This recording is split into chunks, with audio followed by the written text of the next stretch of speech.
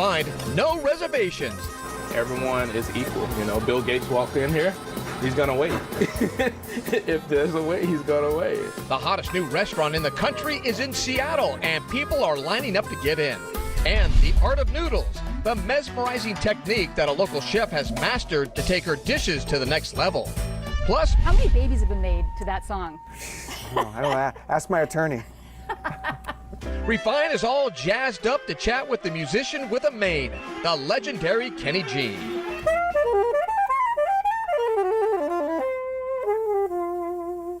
Hey, it's Kenny G here, and Seattle Refined starts right now. Hi, everybody. Welcome to Seattle Refined. I'm Gard Swanson. You know, Seattle has a worldwide reputation as a hotbed for art, industry, and technology. And now the city is also home to arguably the hottest new restaurant in the foodie universe. JuneBaby. Just a few weeks ago, the James Beard Foundation named Chef Eduardo Jordan's JuneBaby America's best new restaurant.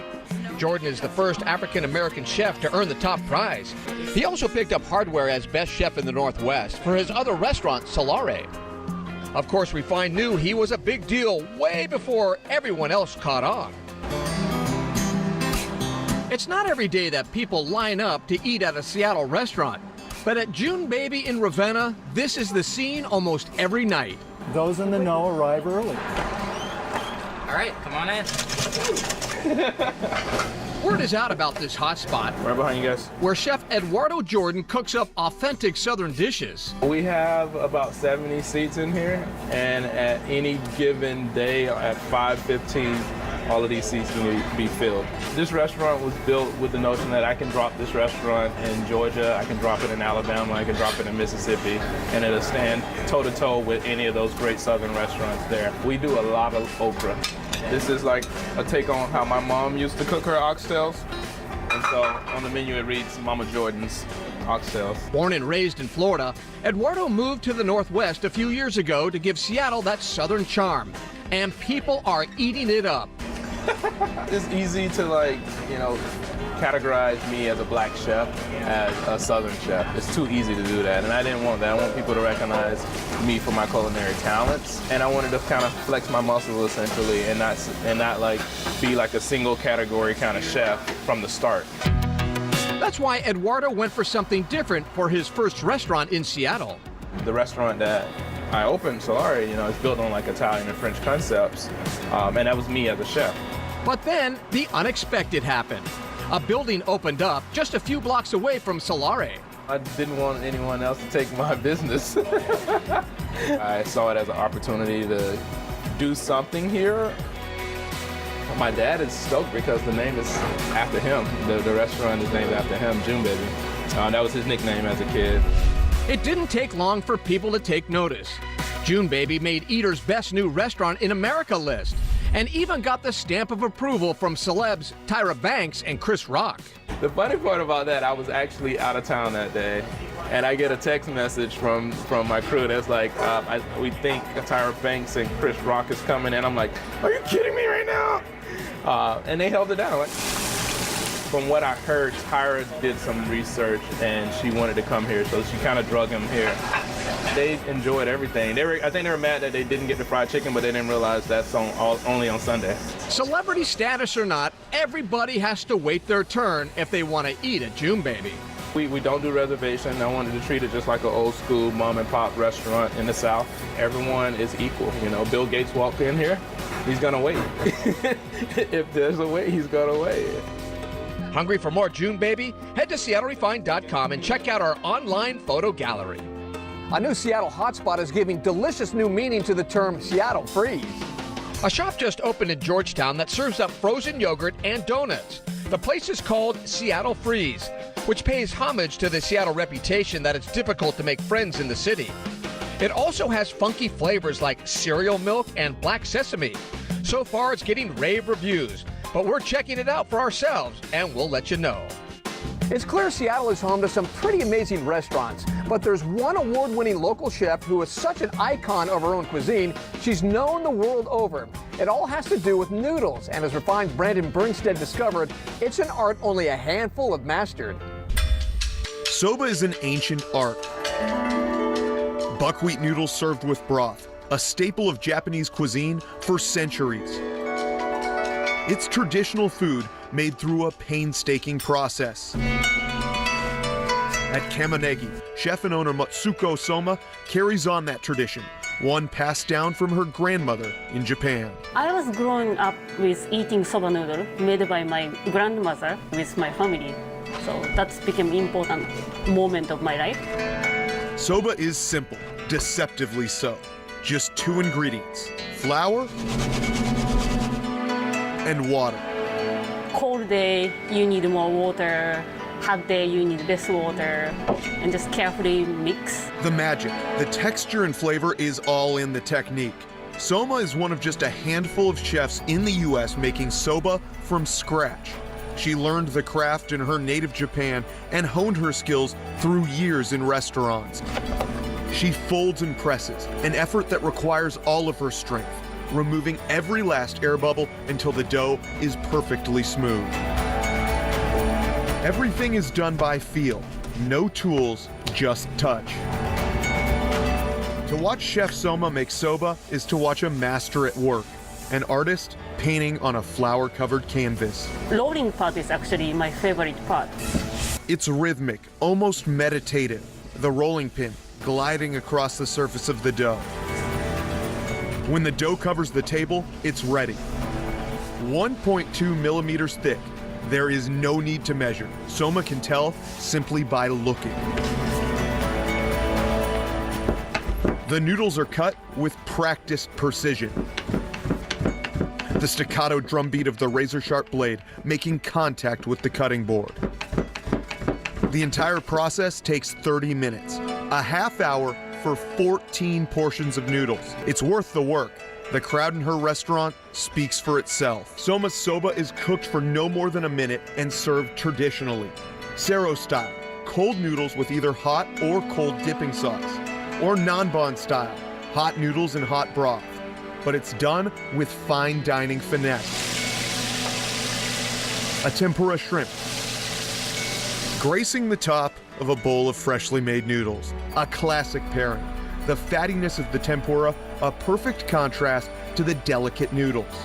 The restaurant's namesake dish, kamonegi, duck and leek, perfectly cooked duck breast, served with a duck meatball and leeks delicately softened in the broth. It's all unbelievably delicious. A labor of love, one that keeps Soma away from her daughter more than she'd like. But in preserving the traditions of the past, she's also helping push them into the future. I'm proud of making soba because soba noodle is traditional food from Japan. And just passing generation to generation, like tradition, just makes me so proud. So you're gonna pass the soba tradition on to your daughter then? Yeah, like my grandma did. I'm Brandon Bernstead, Seattle Refined. To learn more about Matsuko Soma and her noodles, log on to our website. Seattle Refined is just getting started. Inside the troubled life and legacy of beloved singer Whitney Houston. Refined's film critic has his take on the new shocking documentary. But first, getting real with Kenny G. The Seattle superstar talks music, movies, and mains. Oh, my hair was way better than Michael Bolton's. His hair was long, but it didn't have the right, it didn't have the right conditioning. We'll be right back.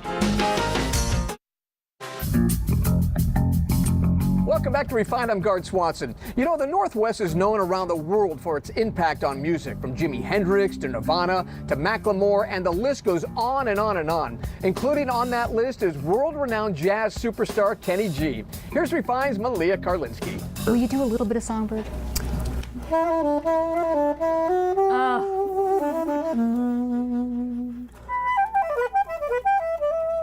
That's easy. That's why all the girls are swooning over you all the Well, time. maybe so. How many babies have been made to that song? No, I don't know. Ask my attorney. Those smooth sounds could only belong to Seattle's own Kenny G. For more than 4 decades, the saxophonist has been the Pied Piper of jazz, captivating audiences all over the world with his music. 1986's Songbird was his first bona fide hit. But it's a really special song also because I performed it on the Johnny Carson show, and that exposure was so big, and nobody had heard music like that.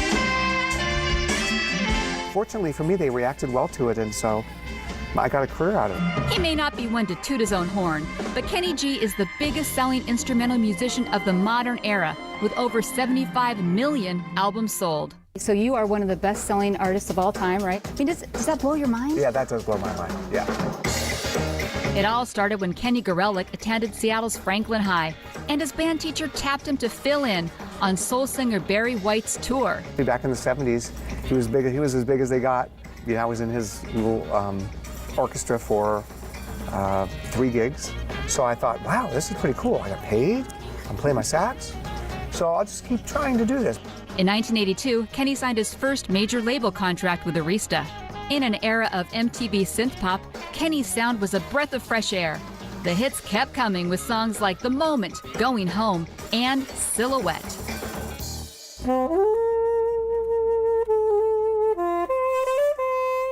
And it wasn't just his horn that made him famous, it was also that hair. Back in the 80s, 90s, let me ask you this. Who had better hair, you or Michael Bolton? Oh, my hair was way better than Michael Bolton's. I mean, I'll say that. I mean, his hair was long, but it didn't have the right, it didn't have the right conditioning. What about you and Richard Marx? He also had some nice hair. My hair was way better than his. He had that The mullet. Mullet, yeah. By the way, we're still friends. He's interested in flying, and I'm a pilot. You're a pilot. Yeah. That's so cool. Yeah, he wants to go flying with me, but he's a little nervous. Flying and golf are his passions, but for Kenny G, discipline is the name of the game. I like anything that requires skill and patience and time to get good at.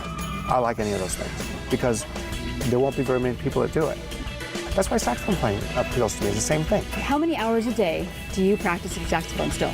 3. 3 hours a day? 3. For how many years? 30 years or more? Or You've been more. doing that? Or more. That's incredible. Yeah. Speaking of time, he tends to keep his friendships forever, including one with bandmate Robert Damper. We went to high school together. How long have you been making music together? Probably about on and off for about 40 years. We're still having fun. Kenny G is a serious musician who loves music and loves making people laugh. Kenny G! He's had steam-sealing turns as a fantasy best friend in this Funny or Die video, and in the comedy A Bad Mom's Christmas. Get the out, Kenny G. I'm still getting paid, right? I don't know. Take your little flute and shoot. Shoot fly. Okay. Go make another album. It's not a flute. I think that's the funniest part of the whole movie. I think so too, actually. It's a pretty funny line. He may live in LA now, but with family, including his dad and friends here, Seattle is still where Kenny G's roots are. It's 1 in a million to have a career like mine. Yeah. It just is. Doesn't matter how good you are. Yeah. Just like, things happen. The stars line up and something magical happen, And we got Kenny G. yeah, that's what happened. Yeah, you got him. He was made. He was made to make music. That's right. I was actually, and to spread this beautiful, beautiful music. Malia Karlinski, Seattle Refined.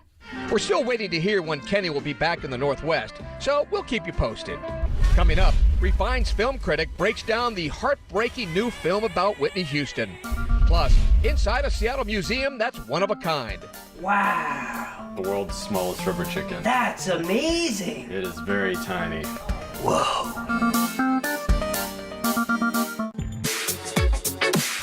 Welcome back to Refined. I'm Gerd Swanson. When you think of the greatest singers of all time, Whitney Houston has to be on that list. It's been more than 6 years since the troubled superstar's shocking death, and now a new documentary is trying to answer questions about her self-destructive life. Here's Refined movie critic Scott Rondo with Rondo's Review.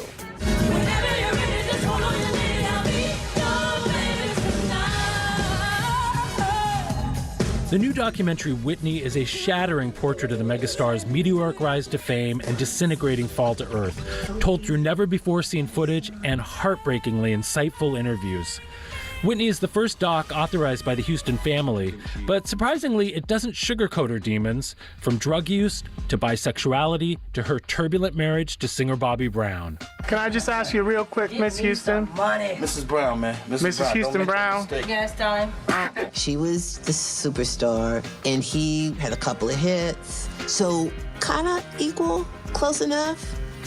And then The Bodyguard hit.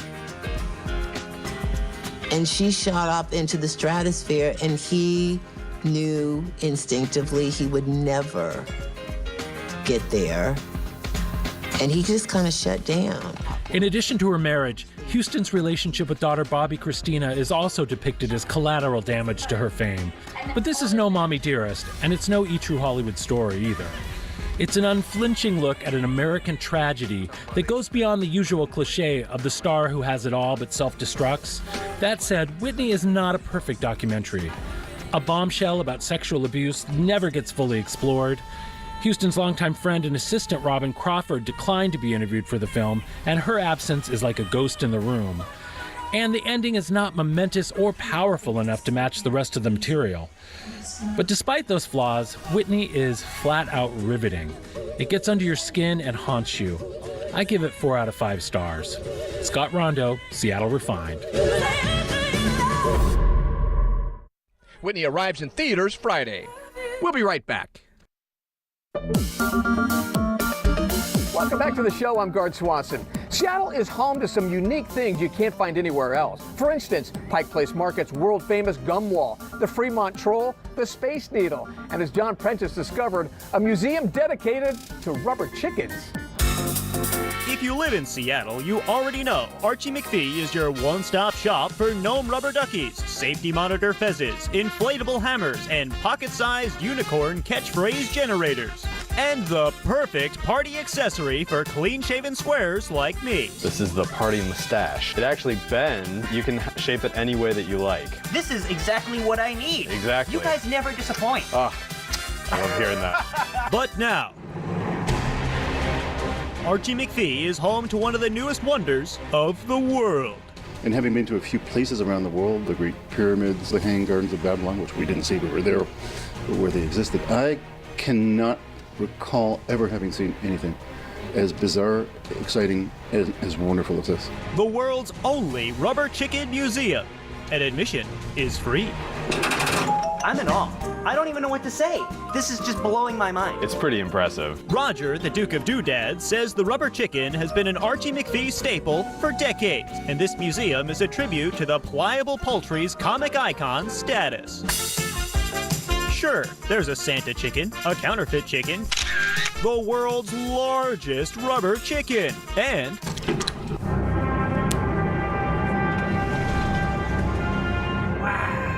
The world's smallest rubber chicken.